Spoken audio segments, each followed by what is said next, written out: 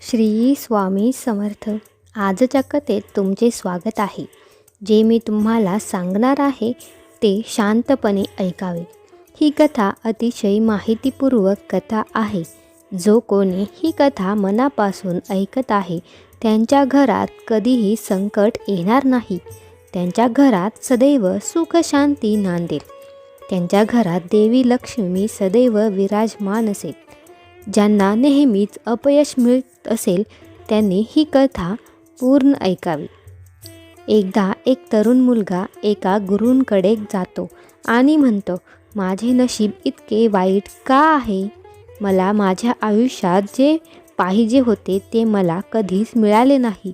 मला नेहमीच अपयश आणि निराशा मिळाली आहे. मी अशा अनेक लोकांना भेटतो, अशा अनेक लोकांना समजून घेतो ज्यांच्या आयुष्यात कशाचीही कमतरता नाही. त्यांना त्यांच्या आयुष्यात जे हवे होते ते मिळाले आहे. गुरु, असे का? काही लोकांना सर्व काही मिळते. ते जे काही करतात त्या प्रत्येक गोष्टीत यशस्वी होतात. असे लोक आहेत जे सर्व काही मिळवतात, तर दुसरीकडे बहुतेक लोक माझ्यासारखी स्वप्ने पाहत राहतात, पण ते कधीही त्यांच्या इच्छित गोष्टी आणि यश मिळवू शकत नाहीत. म्हणून तुम्ही मला एक मार्ग सांगा, ज्याद्वारे मी माझे नशीब देखील बदलू शकेल. मी ते पूर्ण करू शकेल आणि इच्छित यश मिळवू शकेल. गुरूंनी मुलाचे बोलणे लक्षपूर्वक ऐकले आणि नंतर म्हणाले की तू यशस्वी लोकांबद्दल बोलत आहेस. त्यापैकी काही अंशतः आयुष्यभर यशस्वी झाले आहेत. बहुतेक लोक यशस्वी झाले आहेत कारण त्यांनी ते कमावले आहे. महत्त्वाच्या सवयी आणि एक विशेष वागणूक असणे खूप महत्त्वाचे आहे. आज मी तुला याबद्दल सांगणार आहे. फक्त माझी संपूर्ण गोष्ट लक्षपूर्वक ऐक. तो तरुण मुलगा म्हणाला, होय गुरु, मी तुमची संपूर्ण गोष्ट लक्षपूर्वक ऐकतो. आपल्यासमोर येणाऱ्या प्रत्येक संघर्षावर आपण उपाय शोधू शकतो. सर्व आपले यश शोधण्यासाठी धडपडत आहे. स्वतःला शोधणे म्हणजे मनाची अशी स्थिती प्राप्त करण्याची ते प्रेम, निरोगी आरोग्य, लक्ष आणि आनंद आहे. तिथे कोणतेही बंधन नाही, द्वेष नाही, कोणतीही चिंता नाही, युद्ध नाही, फक्त शांतता आहे आणि आनंद आहे. आपल्या स्वतःच्या जवळ जाण्यासाठी आपल्याला जे करायला आवडते तेच आपण करत राहिले पाहिजे. आपण दररोज असे काहीतरी केले पाहिजे की आपण आपल्या ध्येयासाठी प्रामाणिकपणे काम करत राहिले पाहिजे. आपण सकारात्मक आणि चांगल्या मनाच्या मित्रांशी जोडलेले आहोत का हे आपण पाहिलं पाहिजे. आपण आपल्या कर्तव्यप्राप्ती प्रामाणिक आहोत का? आपण आपला मोकळा वेळ योग्य प्रकारे वापरत आहोत का याकडे आपण लक्ष दिले पाहिजे. आपण आपल्या ध्येयाकडे पोहोचण्याचा प्रवास देखील करतो.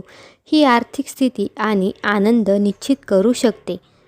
आपण नेहमी अशा लोकांसोबत राहण्याचा प्रयत्न केला पाहिजे ज्यांच्याकडे मोठे ध्येय आणि जीवनमूल्य आहेत, कारण असे लोक आपल्याला पुढे जाण्यासाठी प्रेरित करतात, आपल्या यशात कायम सोबत असतात आणि नेहमी जिंकण्याचा सल्ला देतात.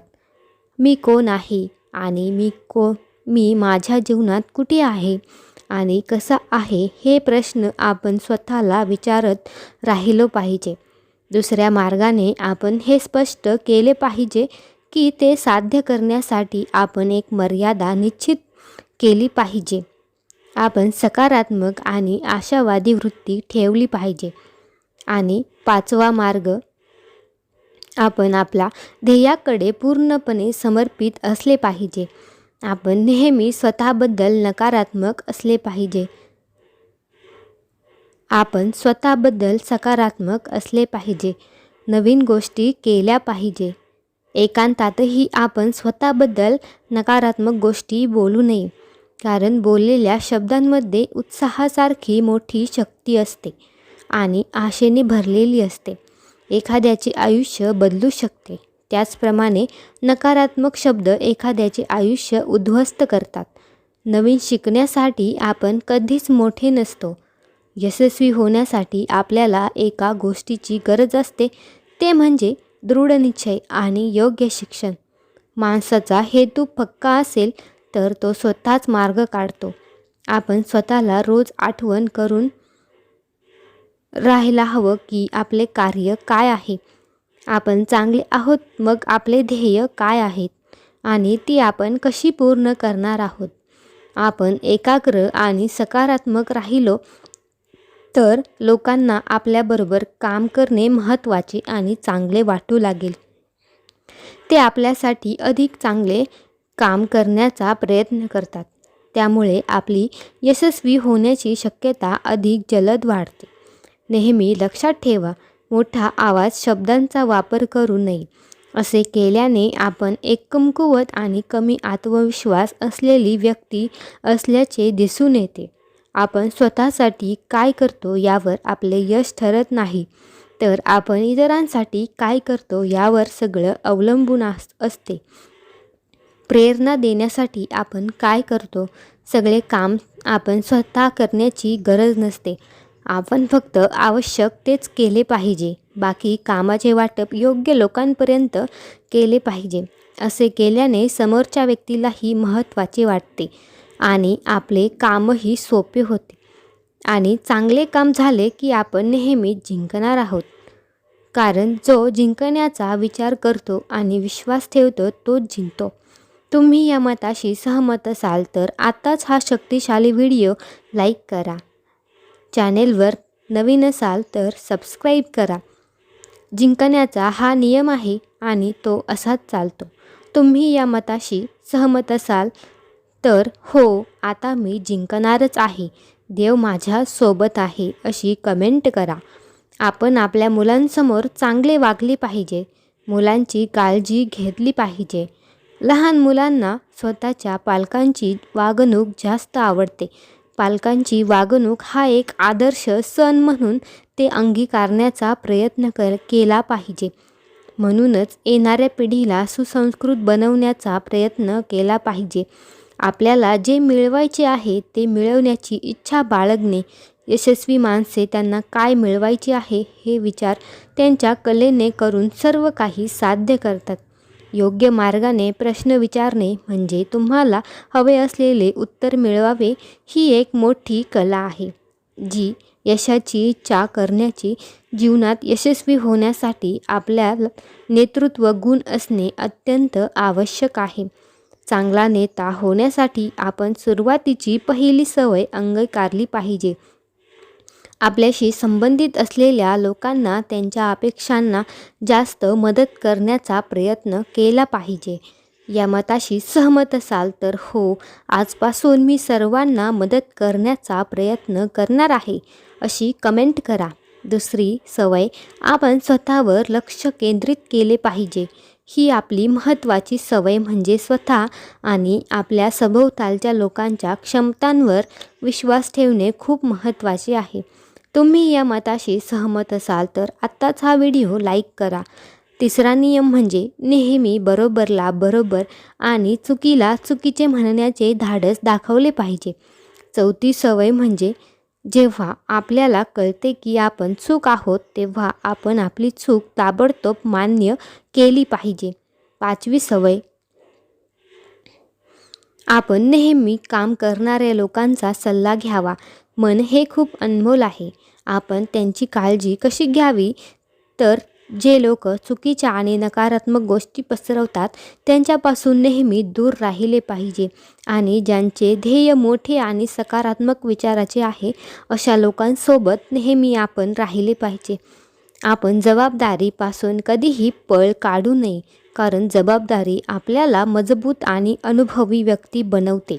आपण आपल्या या कामासाठी सल्ला अशा लोकांकडून घेतला पाहिजे जे त्या कामात अधिक यशस्वी झाले किंवा आहेत, त्या क्षेत्रातील जाणकार आहेत.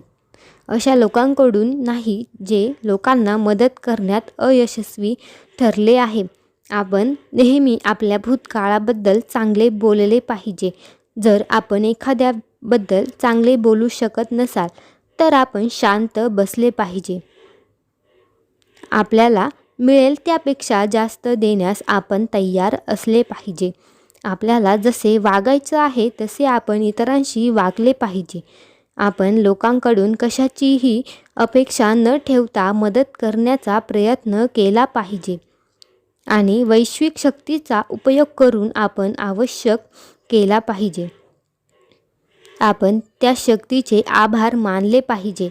आम्हाला त्यांनी मदत करण्यास सक्षम केले. असे केल्याने आपल्याला आपल्या कामाबद्दल आनंद आणि उत्साह वाटतो. लोकांना भेटवस्तू देण्याची कला आपल्याला अवगत असली पाहिजे. योग्य मार्गाने भेटवस्तू देऊन आपण कोणाचेही मन जिंकू शकतो.